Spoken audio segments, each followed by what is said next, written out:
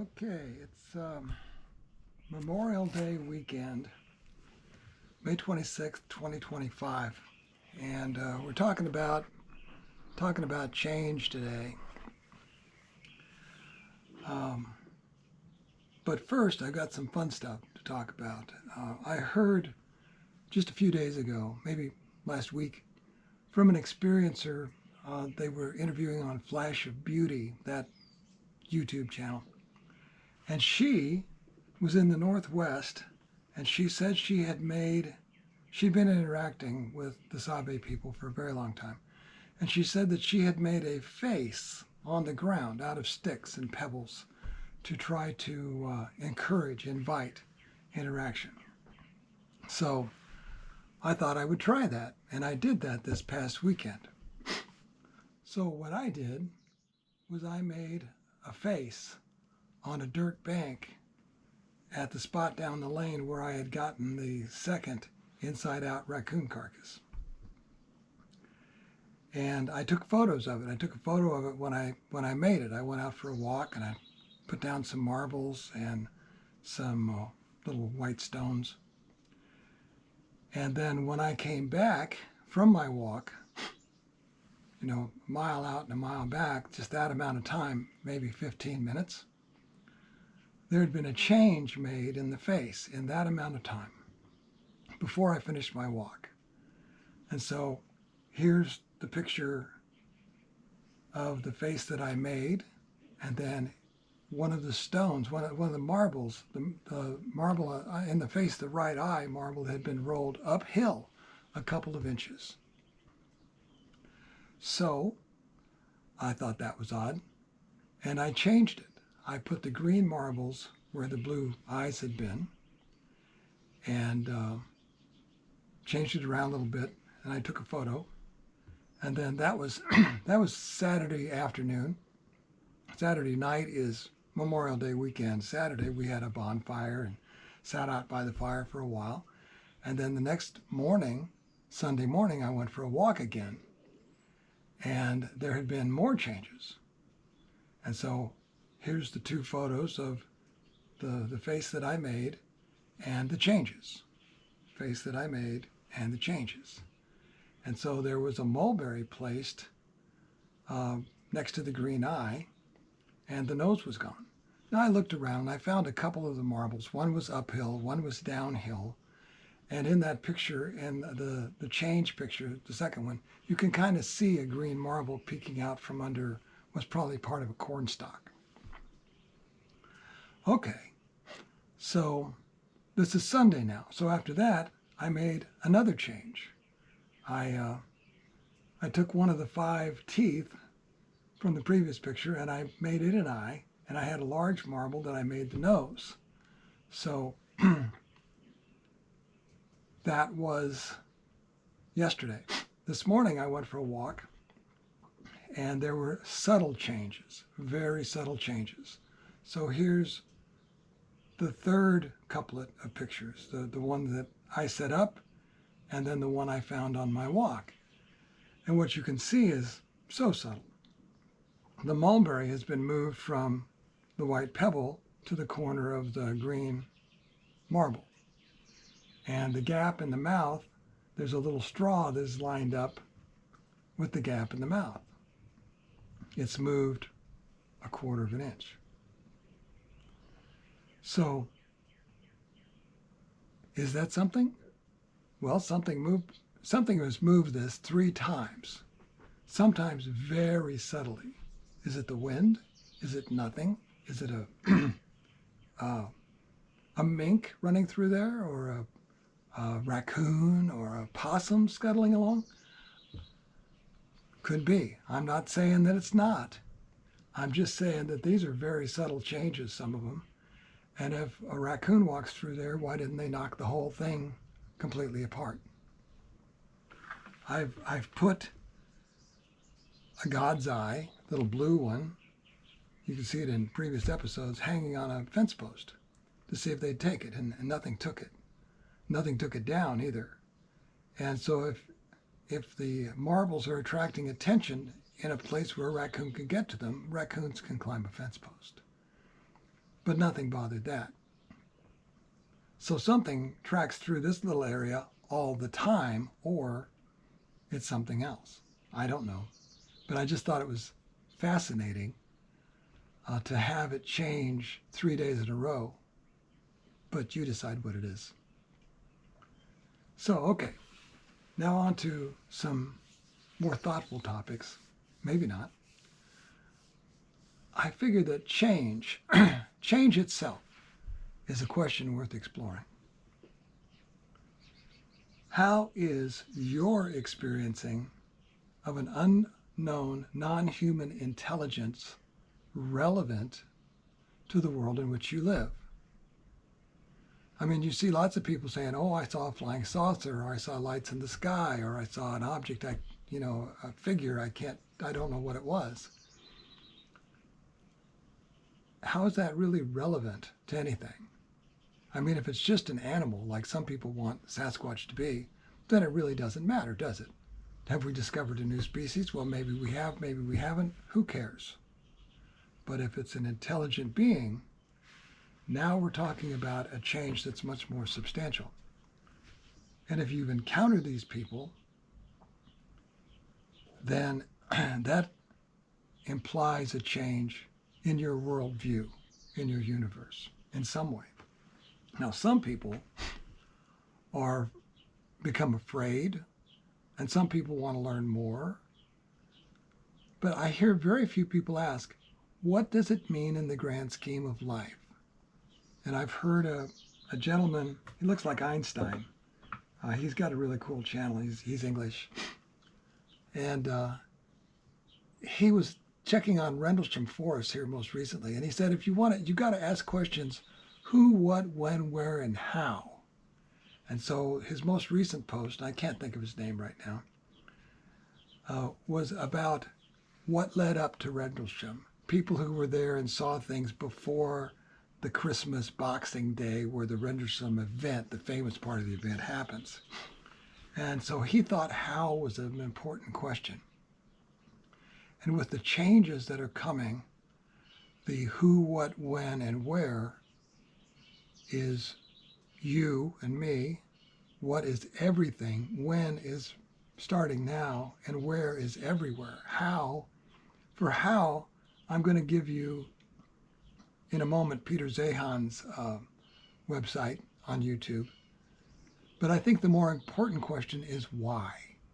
And that is the question that the Bahai Writings tend to answer, for me anyway, is why.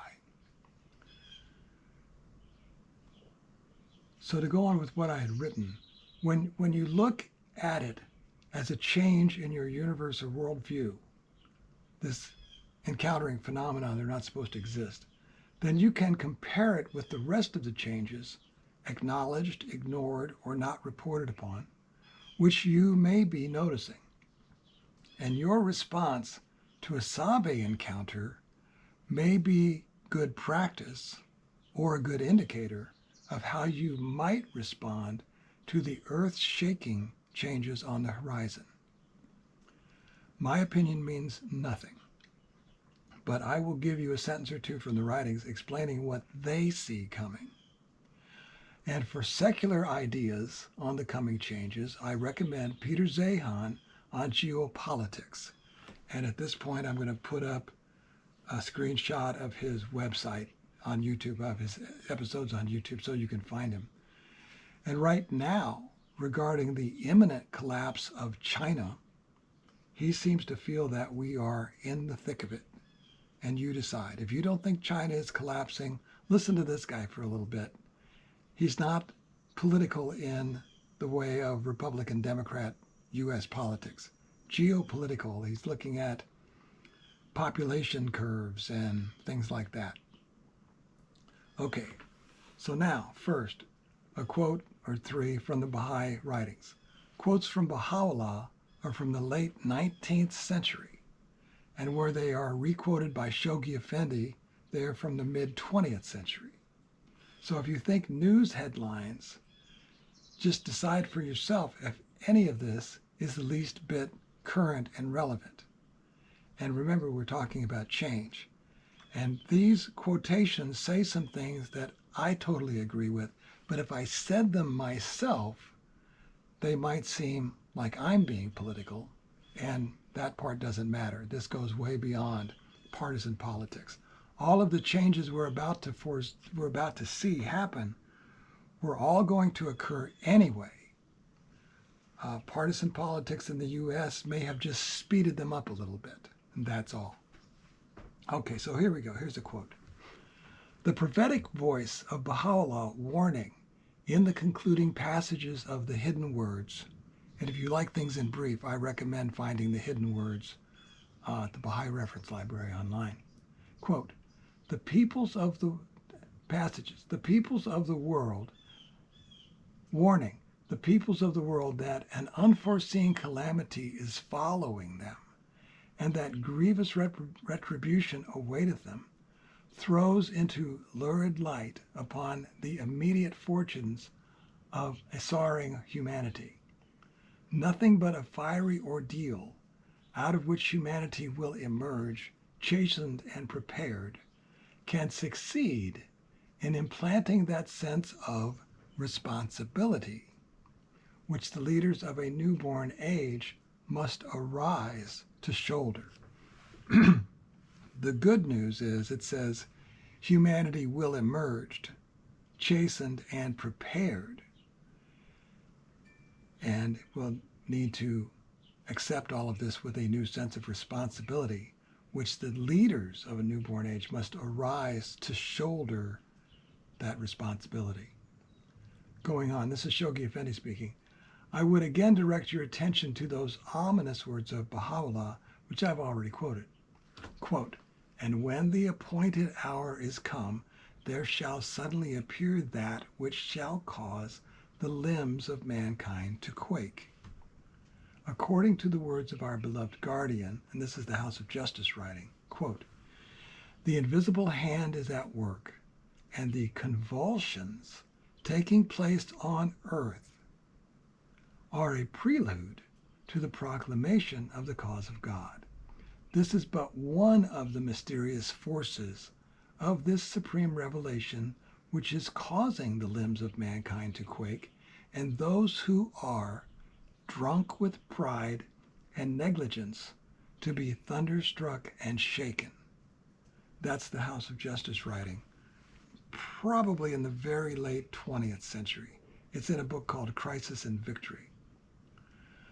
Now, going on, Shoghi Effendi again, quote, the world is in travail, and its agitation waxeth day by day.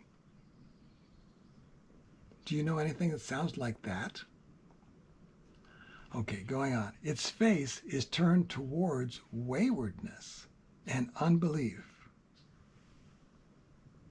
You could look at empty churches and wonder if that's not true. Going on. Such shall be its plight, that to disclose it now would not be meet and seemly. This is, of course, written in the late 19th century. Its perversity will long continue. And when the appointed hour is come, there shall suddenly appear that which will cause the limbs of mankind to quake. Then and only then will the divine standard be unfurled, and the nightingale of paradise warble its melody. This is Shoghi Effendi, World Order Baha'u'llah. Now, what that's saying to me is that mankind's not going to change its ways until it has to. We're not going to do it because we want to. We like things the way they are, as long as we can keep them that way. Okay, now this is from the Universal House of Justice, written in 1985. Talking about some dramatic change, and I didn't use that part of it. This dramatic change in the status of the faith, probably talking about coming out of obscurity, occurring at so chaotic a moment in the world's history, when statesmen and leaders and governors of human institutions are witnessing, with increasing despair, the bankruptcy and utter ineffectiveness of their best efforts to stay the tide of disruption, forces upon us, the Baha'is, that's me, not you, forces upon us, the Baha'is, the obligation to consider anew and ponder deeply the beloved guardian statement that, quote, the principles of the oneness of mankind, the pivot round which all the teachings of Baha'u'llah revolve, implies an organic change in the structure of present-day society, a change such as the world has not yet experienced. Well, I think when you saw a Sasquatch, that was a change the likes of which you had not yet experienced, and how you handled that may be some indicator and some practice for how you might handle this if this turns out to be true, and we will see, won't we? Going on. Humanity's crying need, and just think of the last year or 5 years of headlines. Humanity's crying need will not be met by a struggle among competing ambitions or by protest against one or another of the countless wrongs afflicting a desperate age. It calls rather for a fundamental change of consciousness. Brackets, not unlike seeing a Sasquatch, I think, close brackets, for a wholehearted embrace of Baha'u'llah's teachings that the time has come when each human being on earth must learn to accept responsibility for the welfare of the entire human family. And that's the Universal House of Writing on May 2001. That's the end of the quotes. If, as I feel, noticeable changes are upon us, then we will have to navigate those changes. If you can handle the notion that we share the planet with non-human intelligent beings, then you may be able to roll with the punches rather than become paralyzed with denial as these other changes roll over us. Also, most of the immediate changes are going to be material. That's just in my opinion. There's always this existential question, but we tend to not deal with that until we have to. So they're going to be material. Think of supply chain disruption. That's what we could begin to see this summer or this fall or by Christmas. When people ask, why do bad things happen to good people? My response, my understanding of that is that the world is set up to give everyone the opportunity to succeed spiritually. Succeeding materially has little to do with being a good person, as spiritually dead people often become quite rich. Is that really what you want for your children? For them to become quite rich? I mean, that's in the Bible, and you can think of which verses that might be relating to. So maybe, but maybe not. So, my conclusion is, reach out to your neighbors, hairy or otherwise, and build a village. What could it hurt? Anyway, thanks for being here. Hope you like this. See you next time.